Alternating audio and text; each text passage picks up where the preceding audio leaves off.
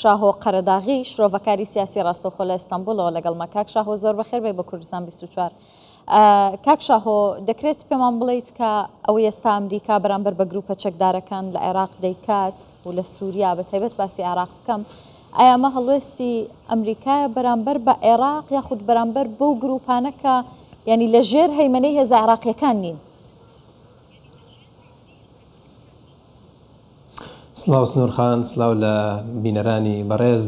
لە ڕاستیە لە زانستە سیاسەکانە لەبەر ئەوەی وڵاتێک پێی بووترێ دەوڵەت پێویستە احتیکاری هێز بکە، پێویستە دەوڵەت تەنها لایەن بێ کە هێزوی چەکداری هەبێت و بەکاری بێنێ. بەداخەوە لە عێراق جگە لەوەی کە دەوڵەت ئەم شیعارە بەرزەکاتەوە، بەڵام دەبینین نزیکەی 80 میلیشیا هەیە، بەردەوام ئیش و چالاکیان هەیە لە عێراق، لە ناوخۆی عێراق و لە دەرەوەی عێراق. ئەم هێزانە بوون بە کەرەستەیەکی ئێرانی بۆ ناردنی پەیام بۆ هێزە نێودەوڵەتیەکان، لەوانە ئەمریکا. لەبەر ئەوەش ئەمریکا دێت لە ناو عێراقا ئەم میلیشیانە دەکاتە ئامانج کە وەلایان بۆ ئێران هەیە نەک بۆ عێراق. بێگومان ئەم میلیشیانە تەنها ئەوە نییە کە هێزێکی چەکدار بن و چالاکی سەربازیان هەبێ، توانیویانە ئیمپراتۆریەتێکی ئابووریش بنیاد بنێن، توانیویانە بچنە ناو هەموو سێکتەرەکانی دەوڵەتەوە، توانیویانە لە ناوچەکانی کە لە دەست داعش ڕزگار کران ببنە هاوشێوەی داعش، احتیکاری ئابووری بکەن، نەیهێڵن کەس ئیش بکە، پارە لە خەڵک وەربگرن، لەبەرەوەی بتوانن جونگەکانی دەوڵەت هەمووی بۆ خۆیان داگیر بکەن. ئەمە بووەتە هۆی دروستبوونی مەترسی لەسەر عێراق. لەبەرەوە دەبینین ئێستا عێراق بۆ بە گۆڕەپانێ، ئێران پەیام بۆ ئەمریکا ئەنێرە لە عێراق و ئەمریکاش وەڵامی ئێران هاتەوە لە عێراق نەک لە ئێران. ئەمە کێ یعنی بەرپرسیارەتی سەرەکی ئەمە دەگرێت؟ ئەو میلیشیانەی کە عێراق تەنها بەکارهێنن بۆ وەرگرتنی پارە، وەرگرتنی باج، وەرگرتنی ئیمتیازات، بەڵام لە بەرامبەر هیچ ئەرکێکیان لەسەر ینی لە نێو پەرلەمان هەن، لە نێو حکوومەت هەن، هەتا هەندێکیان ینی ئەوان باڵی سیاسیان هەیە کە خۆیان گروپێکی چەکدارین. ینی دەکرێت بڵین کە ئەمانە ینی حکوومەتی عێراقن یاخود عێراق توانای کۆنتڕۆڵکردنی ئەم گروپانەی نییە. دەوڵەتێک لە ناو دەوڵەتە، بێگومان ئەو پلانەی کە ئەم میلیشیانە هەیان بوو لە دوای شەڕی داعش ئەوە بوو کە تەنها لە لایەنی سەربازی و ئەمنیەوە نەمێننەوە، بەڵکو هەوڵ بن شەرعیەت بن بە چالاکیەکانیان لە ڕێگەی چیەوە؟ لە ڕێگەی چوونە ناو پەرلەمان، لە ڕێگەی زیادکردنی بوونی خۆیان ئەندام پەرلەمانەکانیان، لە حتا لە هەڵبژاردننی دوایین هەڵبژاردننی ئەنجومەنی محافظات لەوێش توانیان بەهێزەوە بەشدار بن و ئەندامی خۆیان هەڵبژێرن لەبەرەوەی بتوانن کە شەرعیەت بدەن بە چالاکە ناشەرعیەکانیان. ئەم میلیشیانە بێگومان پشت بە دوو شەرعیەتە بەستن. یەکەمیان شەرعیەتی فتوای سیستانیە کە ئەڵێن ئەو فتوایە ئێمەی دروست کردووە، لەبەرەوە کەس ناتوانێت ئێمە لە ناوبەری حتا دەوڵەتی عێراقیش، و شەرعیەتیەوەی کە ئەڵێ ئێمە بەشداریمان کردووە لە هەڵبژاردن سەرڕایەوەی کە بەشدارەکەیان بە بەکارهێنانی چەک و پارەی دەوڵەت بوو، بەڵام ئەڵێن ئەم شەرعیەت شتمانەیە لەبەرەوەی کەس ناتوانێت دژایەتیمان بکە. بەداخەوە ئێستا توانیویانە لە دەوڵەت بەهێزتر بن، وەکو نمونەی حیزب الله لە لوبنان. لە حیزب الله لە لوبنان نمونەیەکی سەرکەوتوو بوو بۆ ئێران، توانی دووبارەی بکاتەوە لە ڕێگەی میلیشیاکانی حەشدی شەعبەوە لە عێراق کە ئێستا دەوڵەت ناتوانێت ڕوبەڕوویان بێتەوە. یعنی چەنەها جار حکوومەتی عێراقی ڕایگەیان کە هێرشەکانی میلیشیاکان هێرشی تیرۆریستیە، بەڵام لەگەڵەوەیان ناتوانێت ڕوبەڕوویان بێتەوە وەکو تیرۆریستان وەکو داعش. لەبەرچی؟ لەبەرەوەی ئەم میلیشیانە سەدان هەزار کەسیان لە دەوری خۆیان کۆ کردوێتەوە، بەرژەوەندیان بۆ دروست کردوون، لەبەرەوە بە ئاسانی ناتوانێت یعنی ڕوبەڕوویان بێتەوە.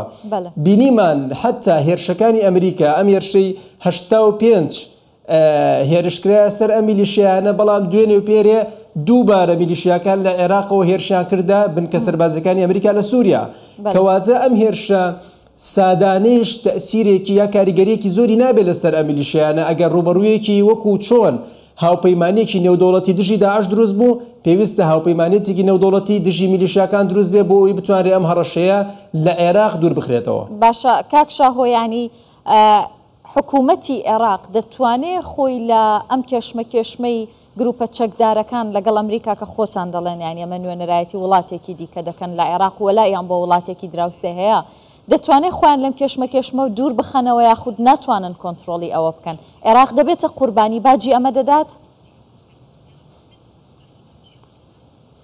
بێگومان حکوومەتی محەممەد شیع سوودانی لە وەزعێکی زۆر ئیحراجایە لە چووکە ناتوانێت ڕوبەڕووی ئەم میلیشیانە بێتەوە کە ئەوان نوێنەرایەتی ئێرانەکەن وڵاتێکی ئیقلیمی بەهێزە و کاریگەریەکی زۆری لەناو عێراقا هەیە. لە هەمان کاتە حکوومەتی عێراقی ناتوانێت ڕوبەڕووی ئەمریکاش بێتەوە کە دەبینین چەند سزایەکی ئەمریکی بەسەر چەند بانقێکی عێراقیە بۆ هۆیەوەی کە بەهای دیناری عێراقی زۆر دابەزێت. لەبەرەوە یعنی حکوومەتی عێراقی لە وەزعێکی زۆر ئیحراجیە ناتوانێت ئیدارەی وەزعەکە بکە بە شێوەیەکی تەندروست، ئەمەش بەهۆی ئەوەی ئەم میلیشیانە لە ناو دەوڵەتی شاهن، یعنی کاریگەریان هەیە لەسەر بڕیارەکانی دەوڵەت، لەسەر نفوذ و تەسیری دەوڵەت. ئەمە هوای کردووە کە بینیمان حکوومەتی عێراقی تەنها ئیدانەی ئەوەکە کە ئەو هێرشانەی ئەمریکا کاریگەری نەرێنیان هەیە لەسەر سەروەری عێراق و هەروەها ئیدانەی هێرشەکانی میلیشیاکانەکە بۆ سەر بنکە سەربازەکانی ئەمریکا. بەڵام لە بەرامبەر ئەمەیە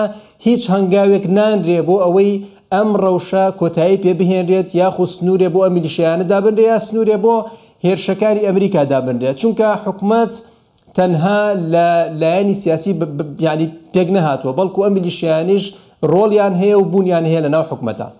بەڵێ باشە، ئەمریکا چۆن مامەلە لەگەڵ ئەمەدا دەکات؟ ینی دەکرێت دوو مامەڵی جیاوازی هەبێ لایەک لەگەڵ حکوومەتی عێراق لایەک لەگەڵ گروپە چەکدارەکان، ینی پێشتر باسیەوەمان کرد کە گروپە چەکدارەکان لە نێو کایەکانی دەسەڵات و حکومڕانیشن لە عێراق. بێگومانەوەی کە ئەیبینین لە هەڵوێستەکانی باڵوێزی ئەمریکی لە بەغداد و هەروەها هەڵوێستە فەرمیەکانی ئەمریکا ئەیانەوێت جیاوازیە بکەن، جیاکاریە بکەن لە مامەڵەکەیان لەگەڵ ئەم میلیشیانەیە و لەگەڵ حکوومەتی محەممەد شیع سوودانی. ئەیانەوێت هەتا ئەکرێ بتوانن حکوومەتی محەممەد شیع سوودانی دوور بخەنەوە لە نفوذ و یعنی هەژمونی میلیشیاکان و ئێرانیش. و دەبینین لە ماوەی ڕابردووە چەند جارێک لێدوانیاندا کە ئەوان پشتیوانی حکوومەت دەکەن و هەروەها یعنی توانیان چەند هەڵوێستێ لە حکوومەت وەربگرن لەسەرەوەی کە ئەم هێرشانی میلیشیاکانێکن هێرشی تیرۆریستیە و کاریگەری نەرێنی ئەبێت لەسەر حکوومەتی عێراق و لەسەر سەروەری و ئاسایشی عێراق. بێگومان ئەمە ئیمتیحانێکی گەورەیە. ئایا سەرکەوتوو ئەبێت ئەمریکا لە ئەوەی کە حکوومەت بە تەواوی لابە لە هەژمون و کاریگەری میلیشیاکان، یاخود ناتوانێت و لە کۆتاییە ئەم میلیشیانە توانیویانە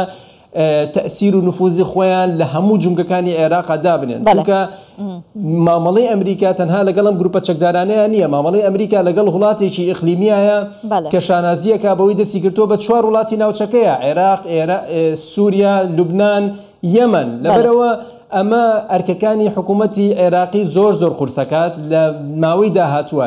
لەوانەیە ببێت عێراق دووبارە ببێت بە مەیدانێکی جەنگ سەرڕایەوەی کە هەوڵە دەوڵەتەکانەوەیە کە وەزعەکە باشتر ببێت. لەوانەیشە حکوومەتی عێراقی ئەگەر ئیرادەیەکی ڕاستەقینەی هەبێت بتوانێت عێراق دوور بخاتەوە لە کاریگەرە نەرێنەکانی ئەم هێرشانە. دەست خۆش، زۆر سپاس بۆ ڕوونکردنەوەکانت بەڕێز شاهۆ قەرەداغی، شرۆڤەکاری سیاسی لە ئیستانبول لەگەڵم بووی. دەست خۆش.